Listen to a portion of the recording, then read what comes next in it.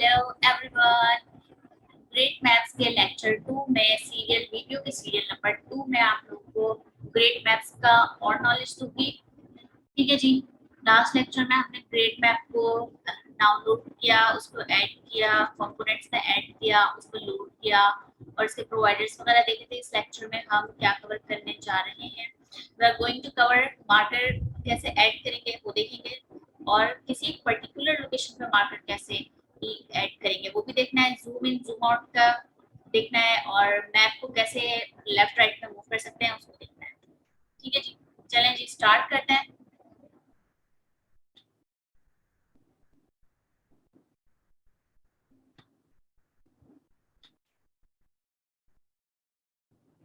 ठीक है जी, हमारे पास ये कुछ कोड था जो हमने इम्प्लीमेंट किया था। अब देखते हैं सबसे पहले हमने मार्कर कैसे ऐड करना है। मार्कर इस तरीके से ऐड करना है कि सबसे पहले तो हमने मार्कर को यहाँ पे ऐड कर लेना है यूजिंग GMap.net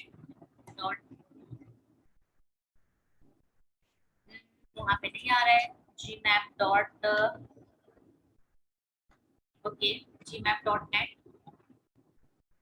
खुद से लिखने की नीड नहीं है।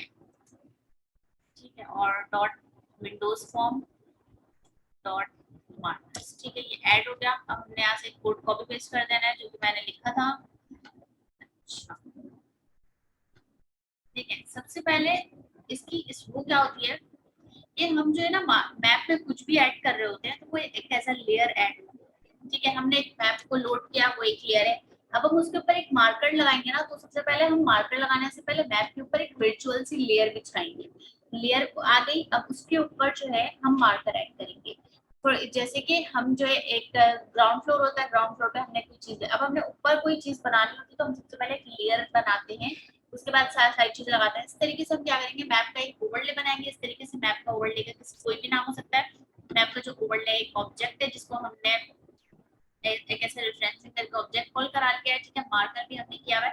अब देखिए, हमने पोजीशन बार बार लिखनी है तो बार बार तो हम इस तरीके से नहीं करेंगे ना, तो हम क्या करेंगे कि एक वेरिएबल बना लेंगे डबल लेट के नाम से और लॉन के नाम से। ठीक है जी, लेट में ये मूव कर देंगे, let is equal to this thing control X control B semicolon. ठीक है, लॉन के अंदर हमने लॉन्गिट्यूड डाल देना है, कंट्रोल एक्स कंट्रोल बी, और यहाँ की जो पैरामीटर्स हैं वो यहाँ पे हमें आर्गुमेंट्स क्या पास करा देंगे, लेट एंड लॉन। ओके, ठीक है जी, ये यहाँ पे सेमीकोलन लगा देंगे। अब देखिए, अच्छा ये हो गया। अब क्या करेंगे, मैप ओवरले का सबसे पहले ऑब्जेक्ट कॉल कराया, उसके बाद मार्कर का ऑब्जेक्ट कॉल कराया, उसके अंदर हमने मार्कर की चीजें लगा दी हैं। हमने मार्कर में इस लोकेशन पे हमें चाहिए, और मार्कर्स किस टाइप का होना चाहिए, मार्कर्स के भी बहुत सारे टाइप्स हैं, टाइप्स देख लेते हैं।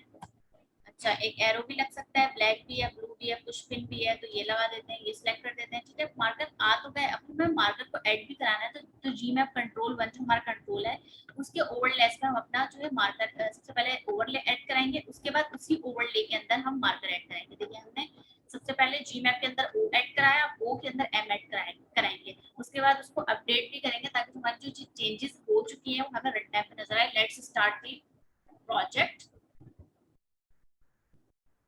ठीक है, हमने इसको ऐड किया। अब देखिए, यहाँ पे एक मार्कर नजर आ रहा है। अब देखिए, इसको जो हमने मैक्सिमाइज किया, अब मैक्सिमाइज करने से प्रॉब्लम आ रही है कि हमारी जो मैप है वो आधी स्क्रीन में आ रही है और मतलब थोड़े से स्पेस में, मतलब पूरा एरिया जो है कवर नहीं कर रही। तो इसके साथ क्या प्रॉब्लम है देख लेते हैं। इसको जूम इन जूम आउट की प्रॉपर्टीज सेट करनी पड़ेगी। ओके, ठीक है, इस पे जाएंगे, मैप के कंट्रोल को सिलेक्ट करेंगे, इस पर आएंगे, जूम इन जूम आउट की प्रॉपर्टीज को सेट करेंगे। मैक्सिमम जूम इसके 2 है, तभी ऐसा आ रहा है। मैक्सिमम ये जूम जो है 17 to 18 तक हो सकता है, तो हम इसको 15 रख देंगे। ठीक है, और मिनिमम जूम 2 ही रहेगा। ठीक है, और यहाँ पे भी सही है। अब हम इसको फिर से स्टार्ट करते हैं।